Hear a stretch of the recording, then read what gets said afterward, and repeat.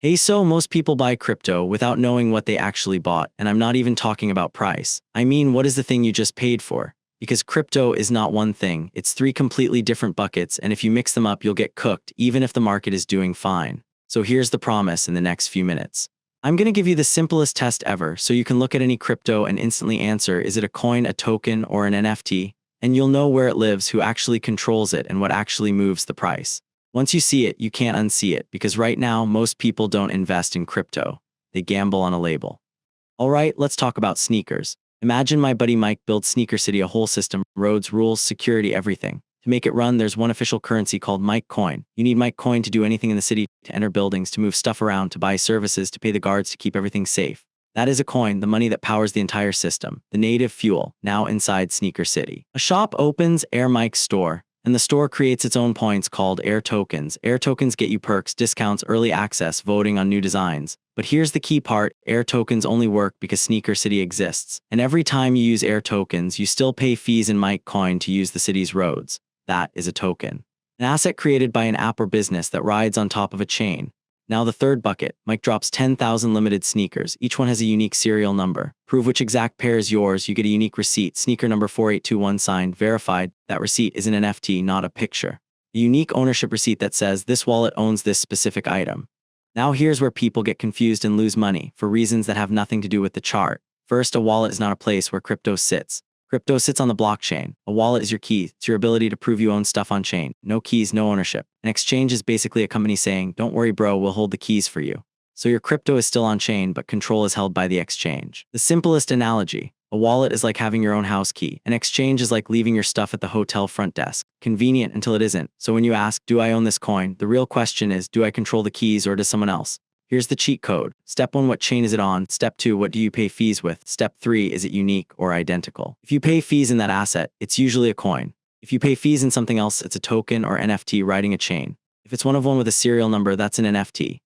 Okay, now the million-dollar question. If coins, tokens, and NFTs are different, why do they all pump and dump like the same chaotic mess? Because price is basically two things wearing a trench coat. Number 1, narrative, the story people believe. AI season, meme season, the next Ethereum. This will replace banks. Narratives pull attention. Attention pulls buyer. And in crypto, attention is literally liquidity. Number 2, supply and demand. The boring math that actually does the damage. If more people want it than there is available to sell, price jumps. If more people want out than there are buyers, it dumps. But here's the part most people miss. It's not total supply that matters. It's liquid supply, meaning what can be sold right now. Because tokens especially can have supply traps like unlocks, suddenly more becomes sellable. Emissions, new tokens printed as rewards. Thin liquidity, small buying and selling moves price a lot. So you'll see a token with a cool project, and then it nukes because a giant unlock hits the market like a truck. Coins tend to move with chain usage plus overall market mood. Tokens can move harder because supply mechanics can change overnight. NFTs move on culture and status, and then liquidity disappears when the vibe dies. Here's the fast classification game. If it's the chain's gas coin, if it's an app's asset on the chain, token. If it's a unique numbered thing, NFT. That's it. That's 80% of the battle. Now, here's why people still lose even after they understand crypto. Now, before you go full degen and buy anything with a cool logo, I gotta give you the no BS truth. Most people don't lose money because they picked the wrong coin. They lose money because they didn't know what they bought. Here are the most common lies. No BS truth number 1, most coins aren't coins. If it needs another chain's coin to pay fees, it's not a coin. It's a token or NFT riding that chain. So if someone says this is the next Bitcoin, but it's an ERC20 token on Ethereum, bro, that's not the next Bitcoin.